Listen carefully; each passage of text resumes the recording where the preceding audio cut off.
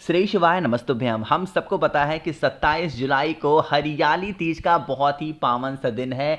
हरियाली तीज हमेशा सावन के महीने में आती है और जितनी भी स्त्रियां हैं आप सभी लोगों को हरी चूड़ियों का उपाय ये ज़रूर करना है। हरियाली तीज एक ऐसा दिन होता है जब हमें हरी चूड़ियों का उपाय करना होता है। चाहे हमारे घर की, परिवार की, फैमिली की कोई भी ऐसी मनोकामना हो जो अधूरी रह जाती हो, वो विशेष हमारी पूरी ज़रूर होती है। ठीक है ना। इसी की बात आज हम लोग करने वाले हैं। वीडियो को ध्यान से सुनिएगा, देखिएगा, ताकि चीज़ें आपको अच्छे से समझ में आ पाए। ठीक, देखो थोड़ा सा समझने की कोशिश करते हैं कि हरी चूड़ियों का मतलब क्या है। सबसे पहले मैंने यहाँ पे कुछ दिखाने की आपको कोशिश की है। ये क्या है? गमला है। कहाँ का गमला है? ये वो गमला है जो आपने अपने घर के अंदर रखा है। उसमें कोई भी पेड़ लगा हो, उसके अंदर कोई भी मिट्टी हो, कोई भी वृक्ष हो, इससे मतलब नहीं है। सबसे पहला नियम क्या कहता है हरियाली तीज का, कि आपके घर के अंदर लगे हुए किसी भी गमले में तुलसी माता का गमला छोड़ करके बाकी किसी भी गमले में भोले शंकर की एक पिंडी बनानी है। पिंडी बनाने का मतलब क्या है? जैसे महादेव के शिवलिंग में क्या होता है? जलाधारी होती है ऐसे करके, है ना। और फिर क्या होता है? ऐसे कटी भाग होती है और इसी कटी भाग पे क्या होते हैं? महादेव का ऐसे पिंडी होता है। यही तो होता है। तो हमें पूरा जलाधारी कटी भाग ऐसा कुछ बनाना नहीं है। सिर्फ क्या करना है, आपको अपने घर की किसी भी मिट्टी से आपको उसी गमले में एक भोले शंकर की पिंडी बना देनी है, बस। ठीक है ना। बना दिया। बनाने के बाद में अब हम लोगों को पूजन पाठ करनी है। जो भी पूजन पाठ करनी हो, जो कुछ भी चढ़ाना हो, धतूरा हो गया, बेलपत्र हो गया, दूध, दही, चंदन, इत्र, जो कुछ भी आपको मिलता हो आप सब कुछ चढ़ा दो। ठीक। चढ़ाने के बाद में लास्ट में क्या करना है, आप लोगों को एक हरी चूड़ियाँ भी चाहिए हो। एक हरी चूड़ियों का मतलब ये नहीं कि सिर्फ एक सिंगल, नहीं, आपके पास में ज़्यादा मात्रा में होनी चाहिए हरी चूड़ियाँ। मतलब कम से कम एक डिब्बी हो, 20-25 रुपए में तो मिलती है शायद, है ना। तो उसको ले लो और उसे लेकर के भोले शंकर को टच मत कराओ, बस यहीं पे नीचे कहीं पे रख दो जहाँ पर बैठ करके आपने पूजन किया है। ये हरी चूड़ियाँ किसके लिए होती हैं? जहाँ भोले शंकर को हम पूजते हैं वहां बिना माता सती को पूजे हमारी पूजा क्या होती है? पूरी नहीं मानी जाती। इसीलिए भोले शंकर के साथ में मां सती का भी स्मरण करना होता है। तो इसीलिए हम ये पूजन कर रहे हैं। पूजन किया। पूजन करने के बाद में जो हरी चूड़ियां आपने रखी थी ना, इसे लेकर के मंदिर में जाओगे। कौन से मंदिर में जाएंगे?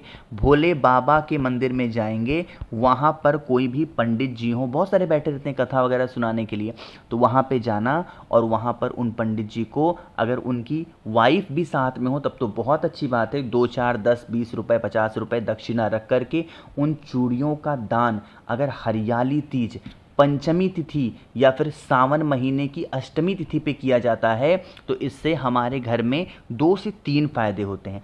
पहला तो हमारी मनोकामना पूरी होती है। दूसरा, हमारे घर में कभी भी हस्बैंड और वाइफ में लड़ाई झगड़े नहीं होते हैं, प्रेम बना रहता है। और तीसरा, धन संपदा की जो समस्या होती है वो ख़त्म ज़रूर हो जाती है। चीज़ें क्लियर हैं क्या? आगे बढ़ते हैं अब इस वीडियो के हम लोग अपने दूसरे उपाय की तरफ। और ये उपाय हरियाली तीज पर हम सभी को करना होगा दूध के साथ में। लेकिन कैसे करना है बताऊंगा। सबसे पहले समझ लेते हैं इस उपाय के बेनिफिट क्या हैं।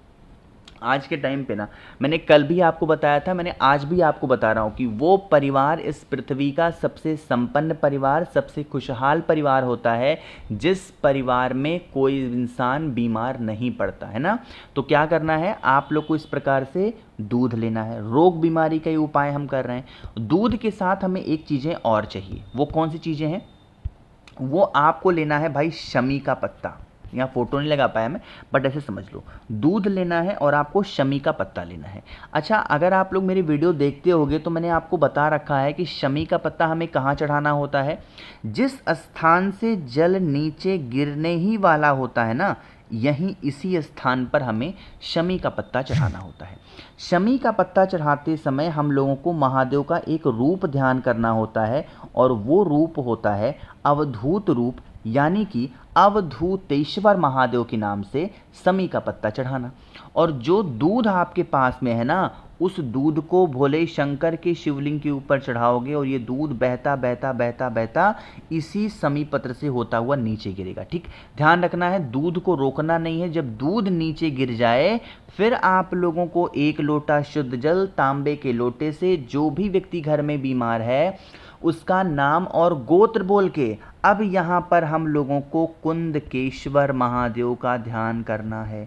अब मेरी बातों को सुनिएगा, जब शमी के पत्ते को चढ़ाएंगे तो अवधूतेश्वर महादेव का ध्यान करेंगे, लेकिन जब वहीं पे हम जल चढ़ाएंगे तो कुंदकेश्वर महादेव का ध्यान करेंगे और यही जल बहता हुआ जलाधारी से नीचे गिरेगा। अब इस जल को लेकर के अपने घर पे जाना, जितने भी रूम्स होंगे, जितने भी कमरे होंगे, उन सभी कमरों में छिड़काव कर देना। ठीक है ना, करिएगा ज़रूर। और एक छोटी सी बात आपको और बतानी थी कि आप लोग प्लीज़, मेरी हाथ जोड़ के विनती है, जो भी लोग मेडिसिन खाते हो, जो भी लोग दवा खाते हो, अपने मन से दवा को बंद नहीं करना है। आप डॉक्टर की सलाह ले लो। ऐसा माना जाता है कि जो डॉक्टर हैं वो पृथ्वी पर भगवान का दूसरा स्वरूप माने जाते हैं। तो पहले आप लोगों को दवा बंद नहीं करनी है। जब डॉक्टर साहब आपके कह दें कि भैया अब आप ठीक हो चुके हो, दवा बंद कर दो, तभी दवा आपको बंद करनी है। ठीक है ना, 2 उपाय आप लोग को समझ में आ गए हैं। आगे बढ़ते हैं तीसरे उपाय की तरफ, लेकिन सबसे पहला काम एक करना है, जो कि है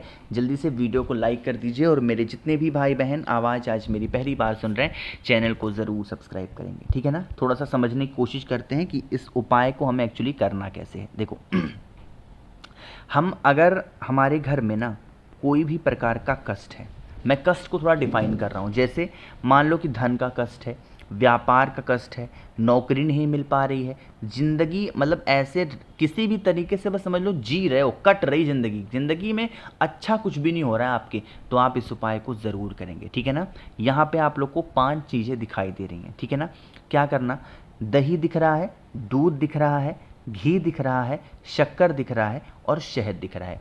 अगर इन 5 चीज़ों को हम एक साथ मिला दें तो क्या बन जाता है, पंचामृत बनता है। इसी प्रकार आपको एक साफ सुथरी कटोरी लेनी है, जो चीज़ें मैंने आपको यहाँ दिखाई है उन सभी चीज़ों को थोड़ा थोड़ा 2-2 4-4 बूंद एक छोटी सी कटोरी में डाल के पंचामृत बनाना। ठीक है ना, और फिर हमें ज़रूरत पड़ेगी पीले चंदन की। पंचामृत के साथ हमेशा कौन सा चंदन इस्तेमाल करते हैं, पीला चंदन। और पीले चंदन को लेकर के बिना बेल पत्र के हमारी ये पूजा कैसे पूरी हो सकती है, तो एक बहुत ही प्यारी सी सुंदर सी बेल पत्र भी ले लेना। लेने के बाद में आपको तांबे का लोटा लेना है, उसके अंदर जल भरना, जल के अंदर क्या डालोगे, गंगा जल डालेंगे। अब पहुंच जाना है सीधा महादेव के शिवलिंग के पास में। सबसे पहला काम करना है, जो आपके पास में पंचामृत है ना, क्या है बताओ जल्दी से, पंचामृत है, उस पंचामृत को पहले एक मिनट कलर चेंज कर लूँ भाई मैं, लेपन करेंगे कहाँ पे, माता अशोक सुंदरी के स्थान पे।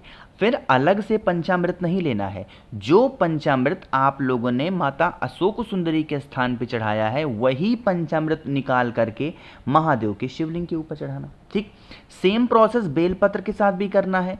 जो एक बेलपत्र होगा पहले उस बेलपत्र को माता अशोक सुंदरी को चढ़ाना, फिर उसी बेलपत्र को उठा करके भोले शंकर के शिवलिंग के ऊपर रख देना।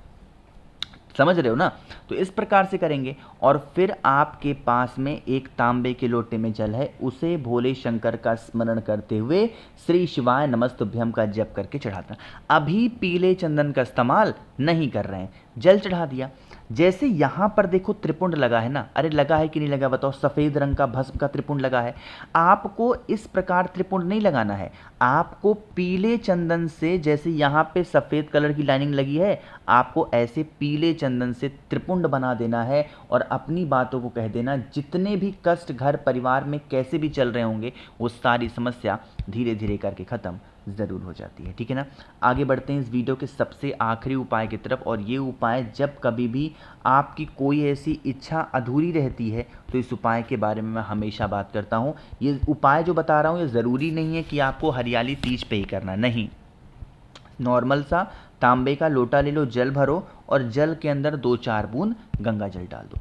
आपकी चाहे वो कोई मनोकामना हो, आपके पास बेलपत्र ना हो, आपके पास धतूरा ना हो, कुछ भी ना हो, एक लोटा जल हो, उस एक लोटे जल को कुंदकेश्वर महादेव के नाम से चढ़ा करके, और जिस स्थान से जल नीचे गिरता है ना, अगर यहाँ पर आपने अपने हाथों से जल को रोक करके और अपनी बातें महादेव से कह दी, तो इससे आपकी मनोकामना जल्दी पूरी होती। यहाँ पर नियम सुनिएगा, अगर आप ऐसे महादेव के शिवलिंग के पास गए हैं जहाँ पे आप अकेले हो पूजा करने वाले, तो एकांतेश्वर महादेव का स्मरण करते हुए इस पूरे उपाय को करेंगे। बट अगर आप कहीं भी और गए हो तो चंपेश्वर महादेव का स्मरण करेंगे। दोनों में नियम अलग अलग है, ध्यान समझिएगा।